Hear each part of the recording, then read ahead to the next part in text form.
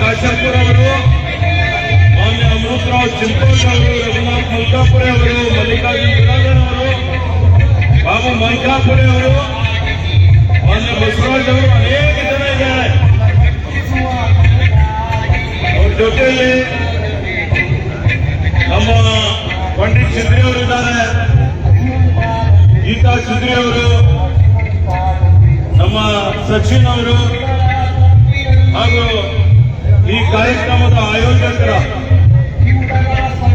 ಅಧ್ಯಕ್ಷರಾದಂಥ ಜಿಲ್ಲಾಧಿಕಾರಿಗಳಾದ ಶಿಲ್ಪಾ ಶರ್ಮಾ ಅವರು, ನಮ್ಮ ಜಿಲ್ಲಾ ಪಂಚಾಯತಿಯ ಮುಖ್ಯ ಕಾರ್ಯನಿರ್ವಾಹಕಾಧಿಕಾರಿಗಳಾದ ಗಿರೀಶ್ ಬಡೋಲಿ ಅವರು, ಜಿಲ್ಲಾ ಪೊಲೀಸ್ ವರಿಷ್ಠಾಧಿಕಾರಿಗಳಾದ ಪ್ರದೀಪ್ ಗುಂಟೆ ಅವರು, ಇತರ ಎಲ್ಲ ಸಮಾಜದ ಇತರ ಸಮುದಾಯದವರ ಎಲ್ಲ ಪಕ್ಷಗಳ ಮುಖಂಡಗಳು, ಭಕ್ತಶ್ರೇಷ್ಠ ಕನೆಕ್ಟರ್ಸ್ ಅವರ ಭಕ್ತಾದಿಗಳೆಲ್ಲ ಇಲ್ಲಿ ಸೇರಿದ್ದೇವೆ.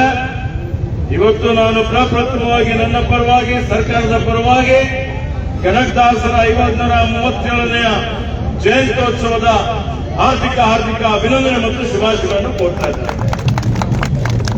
ಏನು 15ನೇ ಶತಮಾನದಲ್ಲಿ ಭಕ್ತಶ್ರೇಷ್ಠ ಕನಕದಾಸರವರು ಅವರ ಕೀರ್ತನೆಗಳ ಮುಖಾಂತರ, ಅವರ ಕಾವ್ಯಗಳ ಮುಖಾಂತರ ಅವರೇನು ಇವತ್ತು ರಾಮಚರಿತ್ರ ಧ್ಯಾನ ಅನೇಕ ಕೃತಿಗಳ ರಚನೆ ಮಾಡಿ ಅದರ ಮುಖಾಂತರ ಸಮಾಜದಲ್ಲಿ ಒಂದು ಸಮಾಜ ನಿರ್ಮಾಣ ಮಾಡಬೇಕು, ಪರಿವರ್ತನೆ ಮಾಡಬೇಕು, ಜಾತ್ಯತೀತ ಸಮಾಜ ನಿರ್ಮಾಣ ಮಾಡಬೇಕು ಅನ್ನುವಂಥದ್ದು.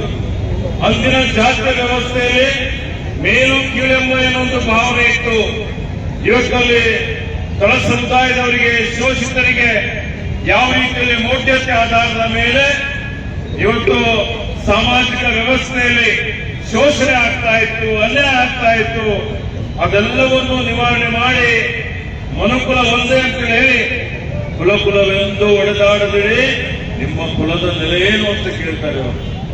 ನಿಮ್ಮ ಇವತ್ತು ಜೀವಕ್ಕೆ ಕುಲ ಇದೆಯಾ ಅನ್ನುವಂತ ಮಾತನ್ನು ಕೇಳ್ತಾರೆ, ನಿಮ್ಮ ಆತ್ಮಕ್ಕೆ ಕುಲ ಇದೆಯಾ ಅನ್ನುವಂತ ಮಾತನ್ನು ಕೇಳ್ತಾರೆ.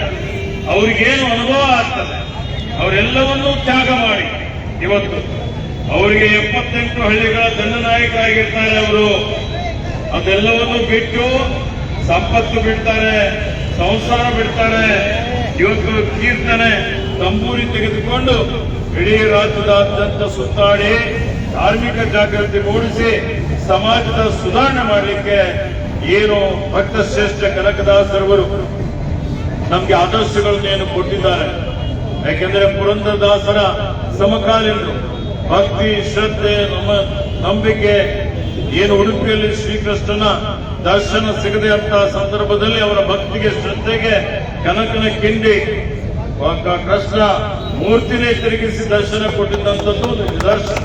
ಇದು ಈ ರೀತಿಯಲ್ಲಿ ಅವರು ಮಾಡಿದಂಥದ್ದು ಹಿಂದೆ ಎಷ್ಟು ಪ್ರಸ್ತುತ ಆಗಿತ್ತು, ಇವತ್ತಿಗೂ ಅದಕ್ಕಿಂತ ಜಾಸ್ತಿ ಪ್ರಸ್ತುತ ಆಗಿದೆ ಅನ್ನುವಂಥ ಮಾತನ್ನು ಹೇಳಿಕೆ ಬಯಸ್ತಾ ಇದ್ದೀನಿ.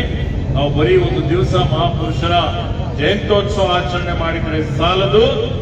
ದಿನನಿತ್ಯ ಅವರು ಕೊಟ್ಟಂತ ಆದರ್ಶಗಳೇನಿದಾವೆ, ಅವರು ಕೊಟ್ಟಂತ ವಿಚಾರಗಳೇನು